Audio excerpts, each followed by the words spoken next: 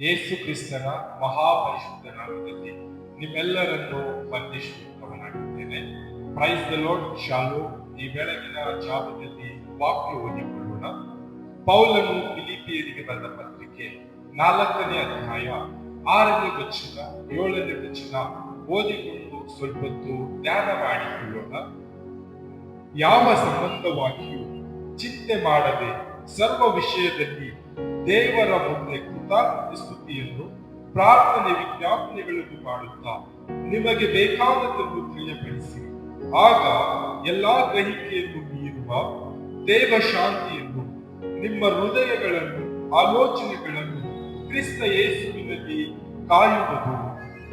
ಸಂದೇಶದ ಶಿರೋನಾಮೆ ನಮ್ಮ ಹೃದಯ, ನಮ್ಮ ಆಲೋಚನೆ ಕಾಯುವಂಥದ್ದು ಎಂಬುದಾಗಿದೆ.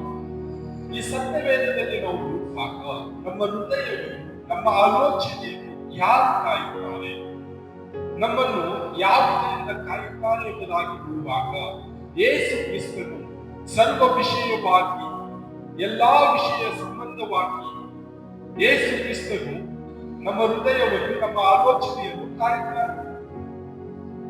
ಯಾವ ವಿಷಯವಾಗಿಯೂ, ಯಾವ ಸಂಬಂಧದ ವಿಷಯವಾಗಿಯೂ ಚಿಂತೆ ಮಾಡದ ಹಾಗೆ ಕೃತಜ್ಞತ ಸ್ತೋತ್ರ ಮಾಡುತ್ತಾ, ಪ್ರಾರ್ಥನೆ ವಿಜ್ಞಾಪನೆ ಮಾಡುತ್ತಾ ದೇವರ ಬಳಿಗೆ ಬಂದಿರಿ.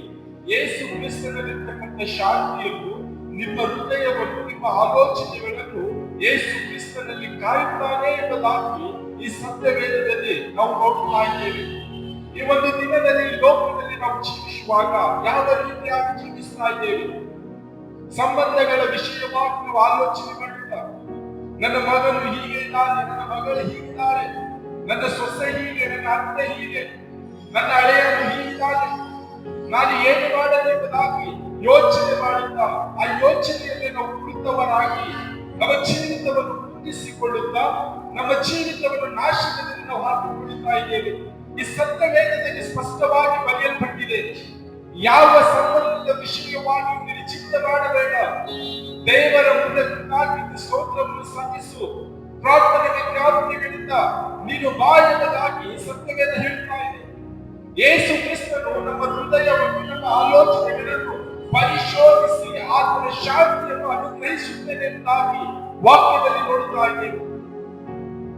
ನಾವು ಈ ಲೋಕದಲ್ಲಿ ಜೀವಿಸುವಾಗ ನಮ್ಮಲ್ಲಿರ್ತಕ್ಕಂಥ ಯಾವುದೇ ರೀತಿಯಾದ ಸಂಬಂಧದ ವಿಷಯವಾಗಿ ನಾವು ಆಲೋಚನೆ ಮಾಡುವುದಾದರೆ ಅದನ್ನು ಬಿಟ್ಟು ಬಿಟ್ಟವರಾಗಿ ದೇವರ ಮುಂದೆ, ಯೇಸು ಕ್ರಿಸ್ತನ ಮುಂದೆ ಪ್ರಾರ್ಥನೆ ವಿಜ್ಞಾಪನೆ ಮಾಡುತ್ತಾ, ಕೃತಜ್ಞತೆ ಸ್ತೋತ್ರ ಸಲ್ಲಿಸುತ್ತಾ ನಮ್ಮನ್ನು ಯೇಸು ಕ್ರಿಸ್ತನು ನಮ್ಮ ಹೃದಯವನ್ನು, ನಮ್ಮ ಆಲೋಚನೆಯನ್ನು ಆತನ ಶಾಂತಿಯಲ್ಲಿ ನಮ್ಮನ್ನು ಕಾಪಾಡುತ್ತಾರೆ.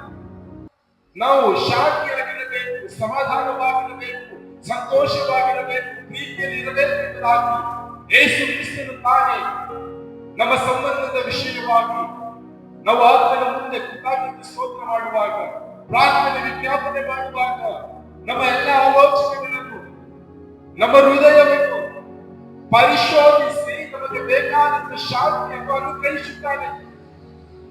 ಇನ್ನೊಂದು ವಾಕ್ಯದಲ್ಲಿ ನೋಡುವಾಗ ಯೇಸು ಕ್ರಿಸ್ತನು ಲೋಕ ಕೊಡುವ ರೀತಿಯಲ್ಲಿ ಶಾಂತಿ ನನ್ನಲ್ಲಿ ಕೊಡುವುದಿಲ್ಲ, ನನ್ನಲ್ಲಿರ್ತಕ್ಕಂಥ ಶಾಂತಿಯನ್ನು ಬಿಟ್ಟು ಹೋಗುತ್ತೇನೆ ಎಂಬುದಾಗಿ ವಾಕ್ಯದಲ್ಲಿ ಹೇಳುತ್ತಾನೆ. ಆ ಶಾಂತಿಯನ್ನು ಹೊಂದಿಕೊಂಡು ಈ ಲೋಕದಲ್ಲಿ ನಾವು ಜೀವಿಸುತ್ತವರಾಗ, ನಮ್ಮ ಜೀವಿತದಲ್ಲಿ ಯಾವುದೇ ಸಂಬಂಧದ ವಿಷಯವಾಗಿ ಆಲೋಚನೆ ಇರುವುದಾದರೆ ನಾವು ಪ್ರಾರ್ಥನೆ ಮಾಡೋಣ, ಆ ಸಂಬಂಧದ ವಿಷಯವಾಗಿ ಸ್ತೋತ್ರ ಸಲ್ಲಿಸೋಣ. ಯೇಸು ಕ್ರಿಸ್ತನು ತಾನೇ ನಮ್ಮ ಹೃದಯವನ್ನು, ನಮ್ಮ ಆಲೋಚನೆಗಳನ್ನು ಪರಿಶೋಧಿಸಿ ತಿಳಿದುಕೊಂಡು ನಮಗೆ ಬೇಕಾದ ಶಾಂತಿಯನ್ನು ಅನುಗ್ರಹಿಸುತ್ತಾನೆ. ನಾವು ಈ ಲೋಕದಲ್ಲಿ ಜೀವಿಸುವ ಕಾಲವೆಲ್ಲ ಯೇಸು ಕ್ರಿಸ್ತನಲ್ಲಿ ಶಾಂತಿ ಹೊಂದಿಕೊಂಡು, ಸಮಾಧಾನವಾಗಿದ್ದುಕೊಂಡು, ಸಂತೋಷದಲ್ಲಿ ನಾವು ಜೀವಿಸುವಂತವರಾಗಬೇಕು. ನಮ್ಮ ವಿಷಯವಾಗಿ ಲೋಕದ ಜನರು, ನಾನು ನಿಮ್ಮ ಹೃದಯವನ್ನು ತಿಳಿದುಕೊಳ್ಳುತ್ತೇನೆ, ನಿಮ್ಮ ಆಲೋಚನೆಗಳನ್ನು ತಿಳಿದುಕೊಳ್ಳುತ್ತೇನೆ, ನಿಮಗೆ ಶಾಂತಿ ಕೊಡುತ್ತೇನೆ ಎಂಬುದಾಗಿ ಈ ಲೋಕದಲ್ಲಿರ್ತಕ್ಕಂಥ ಜನರು ಯಾರೂ ಹೇಳುವುದಿಲ್ಲ. ಆದರೆ ಸರ್ವಲೋಕದ ಸೃಷ್ಟಿಕರ್ತನು ಯೇಸು ಕ್ರಿಸ್ತನು ನಿಮ್ಮ ಹೃದಯಗಳನ್ನು, ಆಲೋಚನೆಗಳನ್ನು ನಾನು ತಿಳಿದುಕೊಂಡಿದ್ದೇನೆ, ನಿಮಗೆ ಬೇಕಾದ ಶಾಂತಿಯನ್ನು ನಾನು ಅನುಗ್ರಹಿಸುತ್ತೇನೆ, ನಾನು ನಿಮ್ಮನ್ನು ಕಾಯುತ್ತೇನೆ ಎಂಬುದಾಗಿ ಯೇಸು ಕ್ರಿಸ್ತನು ಹೇಳ್ತಾ ಇದ್ದಾನೆ. ನಾವು ಯೇಸು ಕ್ರಿಸ್ತನಲ್ಲಿ ಇದ್ದವರಾಗ ಯೇಸು ಕ್ರಿಸ್ತನು ನಮ್ಮನ್ನು ಕಾಯುತ್ತಾನೆ, ನಮಗೆ ಶಾಂತಿಯನ್ನು ಅನುಗ್ರಹಿಸುತ್ತಾನೆ. ನಮ್ಮ ಸಂಬಂಧದ ವಿಷಯವಾಗಿ ಯೇಸು ಕ್ರಿಸ್ತನು ಯೋಚನೆ ಮಾಡುತ್ತಾನೆ. ನಾವು ಪ್ರಾರ್ಥನೆ ಮಾಡುತ್ತಾ ಕೃತಜ್ಞತೆ ಸ್ತೋತ್ರ ಸಲ್ಲಿಸುತ್ತಾ ಈ ಲೋಕದಲ್ಲಿ ಜೀವಿಸುವಂತವರಾಗೋಣ.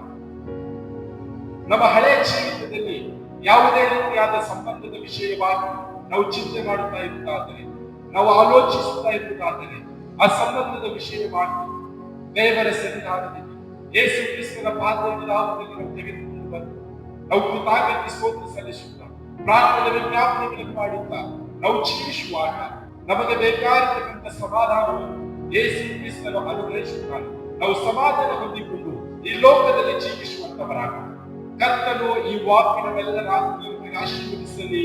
ಆಮೆನ್.